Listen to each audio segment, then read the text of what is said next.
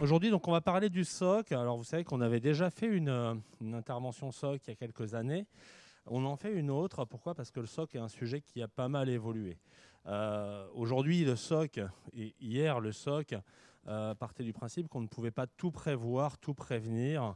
Et voilà, dans le cycle prévention, détection, réaction, ne pouvant tout prévenir, il est important de détecter vite pour réagir au mieux et également au plus vite.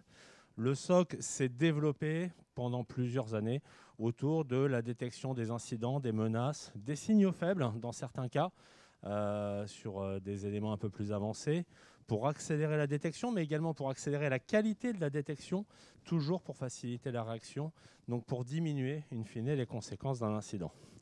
Ainsi, le SOC est devenu une brique majeure de la sécurité opérationnelle en quelques années. On est passé par une phase d'early adopters, pour notamment des grands comptes. Ces grands comptes sont en train d'évoluer vers des technologies plus riches et des process plus riches. Et en même temps, on a un peu un downsizing aussi qui rend le SOC un peu accessible aux PME. Si on résume le SOC, ça peut être un résumé un peu rapide. Ça peut être collecté, décodé, détecter, qualifier pour, in fine, qualifier des événements ou des incidents de sécurité. Et parfois, ça peut aussi contribuer à la prévention, puisqu'en général, quand on met un SOC pour la première fois, vous avez constaté, pour la plupart d'entre vous, qu'on est amené à avoir pas mal de règles d'hygiène qui sortent au début de ce robinet, entre guillemets, que constitue le SOC. Alors, le SOC en 2020... l'idée, ce sera de faire aujourd'hui un point sur l'ensemble des évolutions, alors, qui pourront toucher sur la couverture, donc avoir une couverture relativement faible versus relativement grande, avec des coûts forcément, sur la réactivité, mais également sur la qualité. Si on a à la fois une bonne réactivité et une bonne qualité de détection, on peut vraiment travailler d'autant plus en amont sur une réaction efficace. Bien entendu, sur la maîtrise des coûts, sur l'efficience, un SOC peut être quelque chose d'assez coûteux, on le sait. Et donc, il est important de voir l'efficience effectivement des process et des outils mis en place. Et quand je dis les process et outils, ça comprend bien entendu les humains qui sont une partie très importante du SOC.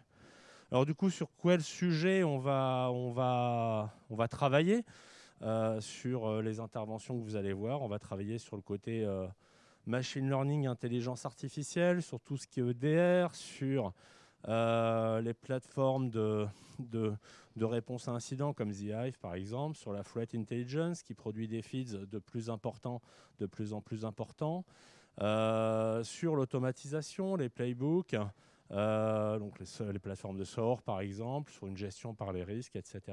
Bien entendu, la liste n'est pas close.